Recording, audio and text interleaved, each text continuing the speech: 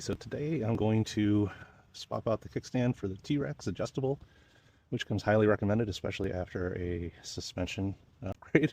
I've tied the bike down on the rack, which is a lot more stable now that I've really wrenched down on the pin.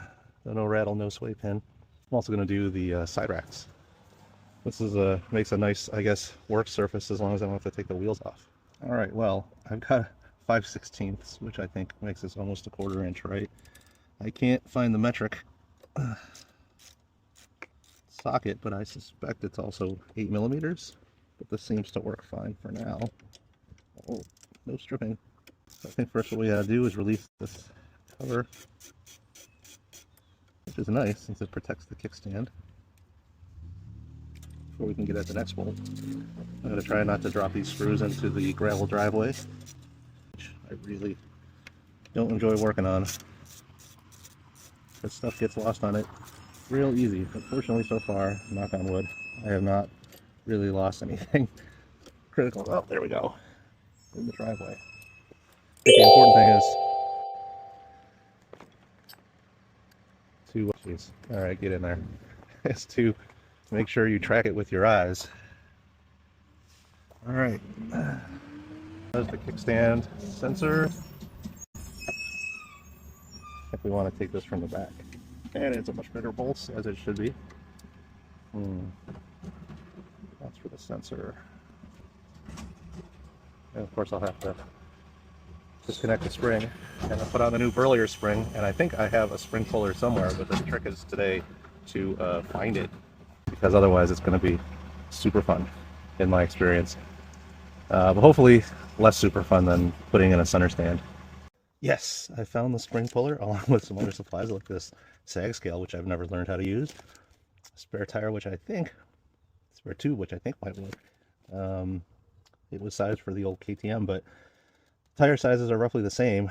Technically a little bit narrower, but a bigger tire would fit like the 1990-90-21 front tire that I had meant to replace on Brunhild. Ooh, got these foamies too. Gosh, it's like a treasure trove. Here's another slack setter for chain, another chain tool. Definitely need to remember to keep these here. And then that's KTM scale, which I guess just works for the dirt bike. Oh, I don't know if I have a socket this big. In fact, looks like I'm gonna have to just get some new sockets in general. And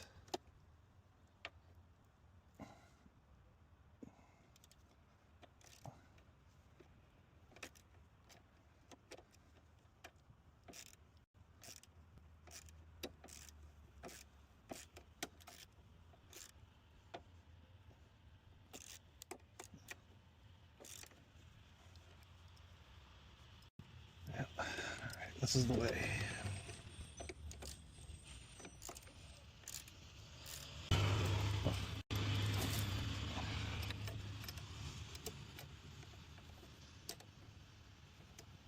Come on, get in there.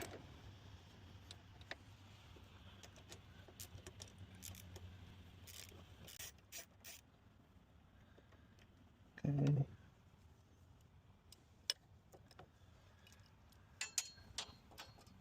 This guy will come off here. Oh boy. All right. Try not to lose that.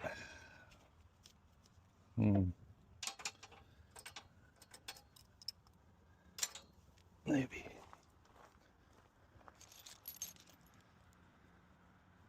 Oh boy. So this one I got is a 13.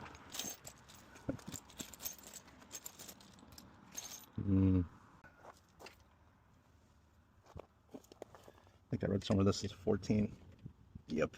Well, shite. Yep. Front and back. One part. So, just as a pro tip, better to remove the spack nut all the way first, which is I think 14mm, before working on the nut on the other side, because it's actually threaded through here. And then this is also, this nut is threaded on. Also, make sure you get this the right way. This is where the spring will be. you might want to re-grease it and stuff. So anyway, you have now joined me for the fun part of today's program, which is, oh God, trying to get this sucker on. Hopefully these straps hold.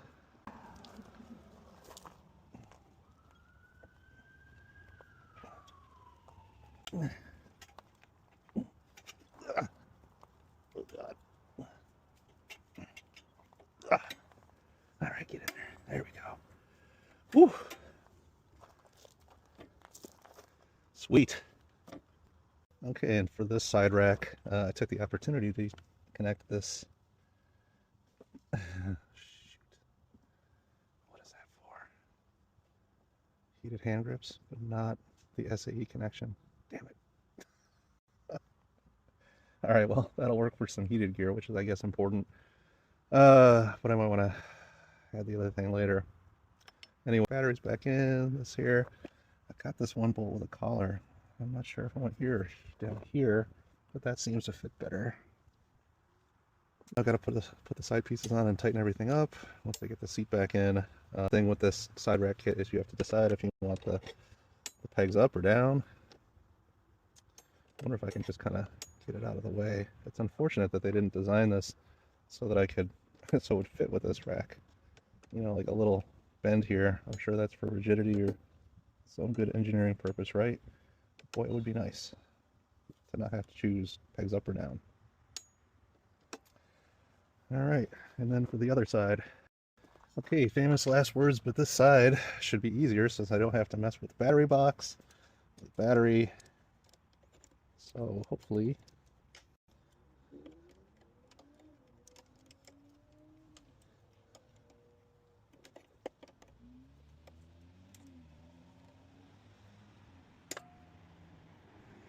oh, I really need to get a new needle nose pliers or service this one. It's rusting together.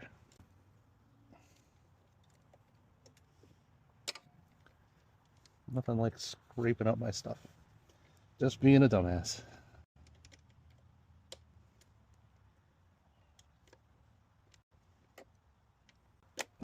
Come on.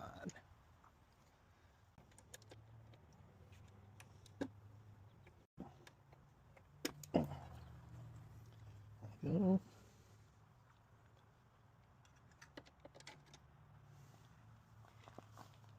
And then somewhere a washer fell out here.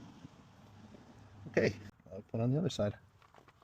All right, so we line this up here.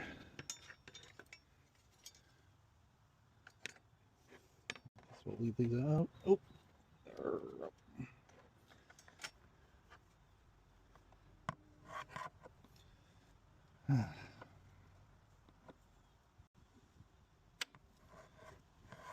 hmm.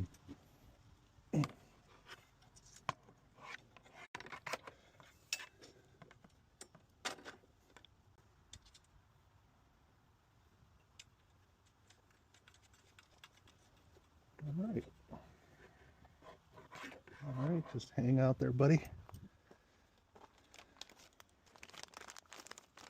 And the newer, longer bolts for the assembly.